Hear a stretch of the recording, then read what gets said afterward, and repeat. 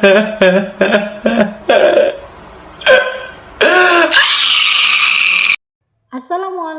warahmatullahi wabarakatuh. Halo sahabat TT, perkenalkan nama saya Undiana dengan NIM 8605939774, program studi PGSD semester 2. Pada video sebelumnya, kita sudah membahas tentang peran ontologi, epistemologi, dan aksiologi. Pada bagian ini, kita akan mengkaji lebih dalam lagi agar pemahaman mengenai ketiga aspek tersebut menjadi lebih komprehensif.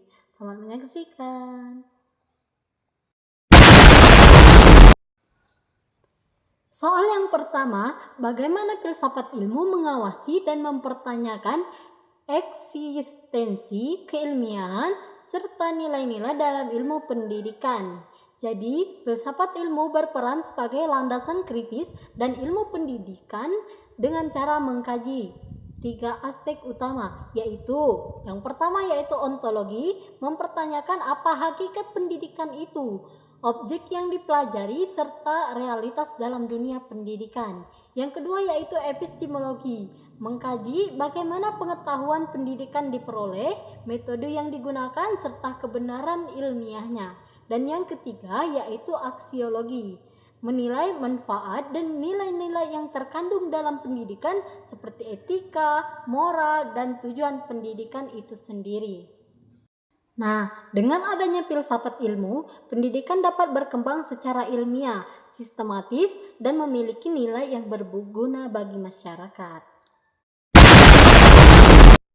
Pembahasan yang kedua yaitu bagaimana pendidikan yang bermakna dan bernilai turut memperkuat perkembangan filsafat ilmu.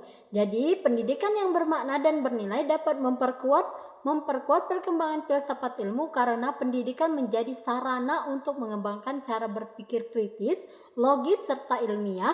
Melalui proses pembelajaran, peserta didik diajarkan untuk mencari kebenaran, memecahkan masalah, serta mengembangkan pengetahuan baru. Hal tersebut membuat filsafat ilmu terus berkembang sesuai dengan kebutuhan zaman.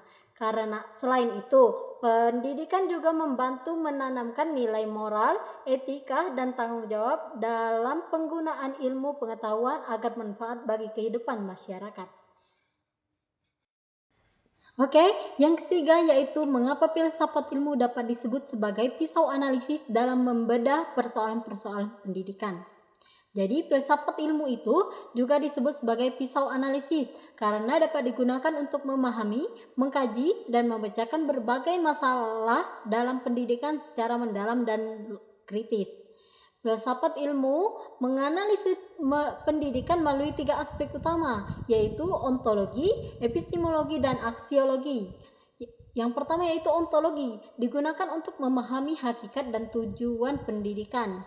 Yang kedua yaitu epistemologi, digunakan untuk mengkaji metode dan cara memperoleh pengetahuan dalam pendidikan. Dan yang terakhir yaitu aksiologi, digunakan untuk menilai manfaat, etika, dan nilai dalam pendidikan.